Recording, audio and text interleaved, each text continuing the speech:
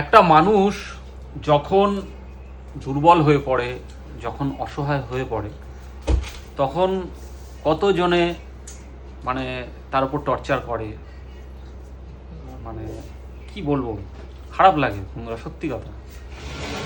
মানে এই খারাপ লাগাটা বুঝিয়ে প্রকাশ করা যায় না। 2-3 দিন ধরে আমার ঠান্ডা লেগেছে, নাক দিয়ে জল পড়ছে, হালকা কাশি হচ্ছে। সেই সুযোগ নিয়ে আজকের শালাবাবু এসছে। পারতো না যে জামাইবাবুটা শরীর খারাপ, থাক আজকে খাবো না। সব নাটক এখানে নিয়ে দেখো। এসেছি, সব নিয়ে এসেছি, আমরা খেয়েছি, দেখো। আপনার জন্য এনেছি। এই খাবে না যাক। পারতো কি না, একটা দিন না খেলে তো কিছু যায় আসতো না। আমাকে দেখিয়ে দেখিয়ে খাচ্ছে।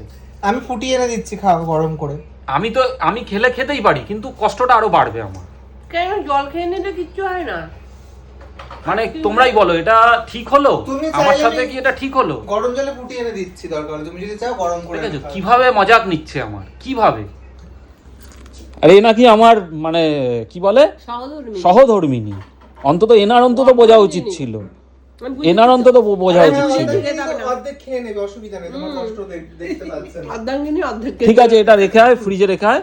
আমার যখন আরে অর্ধেক নিন, অর্ধেক খেয়ে নিচ্ছে, তুমি 2 দিন বাদে আমার সুস্থ হলে আমি খাবো। রেখে আয়, যা। তোমার মতো লোভা ছোভা দেখিনি, শরীর খারাপ আমি বলে ছুঁড়ে ফেলে দিতাম, নিয়ে খেয়ে নে।